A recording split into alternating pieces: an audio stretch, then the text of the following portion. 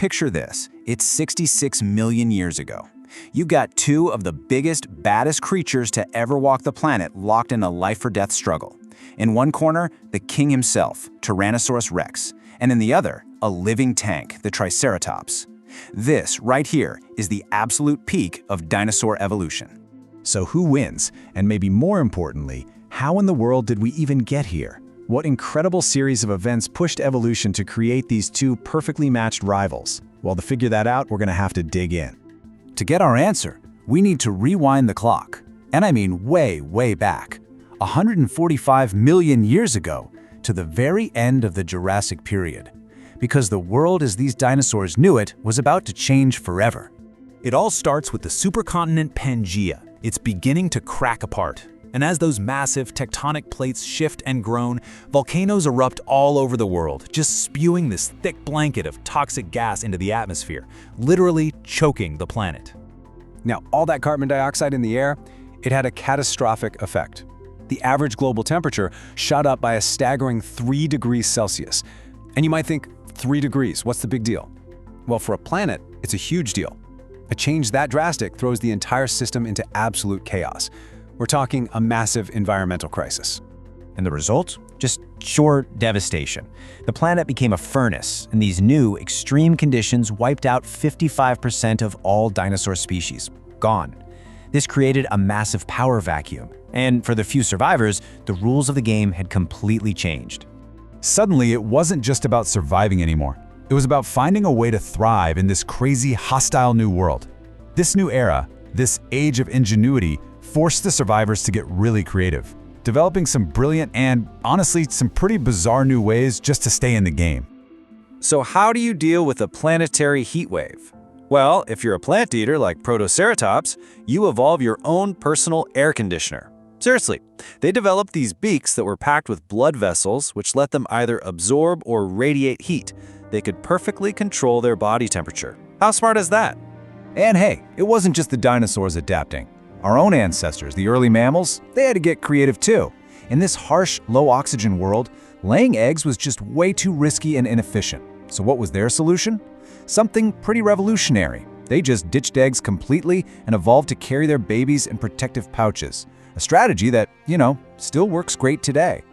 But the predators, they had a trick up their sleeve that was a real game changer. In a world with less oxygen, how does a giant hunter like Spinosaurus have enough energy to chase down prey? Easy. They developed a one-way breathing system. Air sacs would feed their lungs a constant, concentrated flow of oxygen. They could literally breathe in and out at the same time. It was a superpower that let them completely dominate. So with all these amazing new adaptations, life starts to stabilize a bit. And you know what happens next, right? The second things calm down, the battle for dominance just explodes. In fact, the competition on land got so fierce, so crowded with these new super predators, that the war actually spilled over into a whole new battlefield, the oceans. Just look at Spinosaurus. On land, there were too many hunters and not enough food, so it looked to the sea. It started evolving webbed feet for paddling and a powerful, whip-like tail to propel it through the water. The changes were so dramatic it became a whole new species, the terrifying semi-aquatic Mosasaurus, the brand new apex predator of the sea. But the ocean wasn't exactly empty. The Mosasaurus basically crashed a party that had been going for millions of years. It now had to fight it out with two Jurassic-era survivors, the smaller Ichthyosaurus and the slower Plesiosaurus. A massive three-way war for control of the seas was on. Faced with this aggressive newcomer, the old guard had a choice: adapt or die.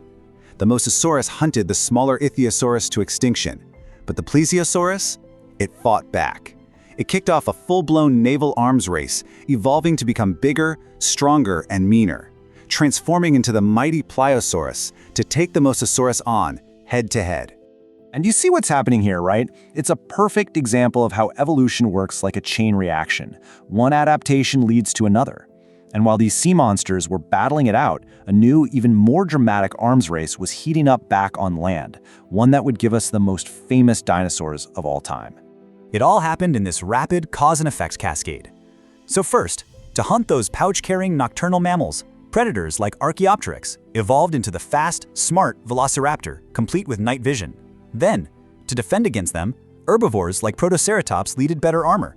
which led to the Triceratops with its massive shield and horns. And to take down a walking fortress like that, an older predator, the Allosaurus, had to evolve into something much bigger, stronger, and smarter. It became the Tyrannosaurus rex. And that brings us right back to where we started, the final showdown. The two ultimate products of an 80-million-year arms race, staring each other down. This was never just a battle of strength. This was a battle of evolutionary strategy. I mean, on one side you have the T-Rex, pure, unadulterated brute force. We're talking a jaw strong enough to literally crush a car. But on the other, you have the Triceratops, a nearly impenetrable fortress with a massive bone plate protecting its neck and 3 lethally sharp horns aimed right at you. The Triceratops' defense was so ridiculously good it could afford to go on the attack. It would just charge its enemies head-on. This put the T-Rex in a tough spot. It had to evolve something more than just raw power. Brute strength alone was not going to cut it anymore. So here's the real game changer. One-on-one, a Triceratops probably wins. It could easily gore a lone T-Rex.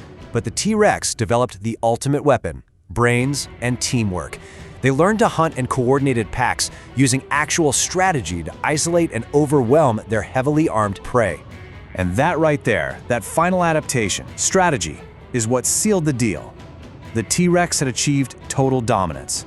After millions of years of evolutionary pressure, it had become the undisputed, unbeatable king of its world. So the T-Rex stood victorious, the absolute pinnacle of life on Earth.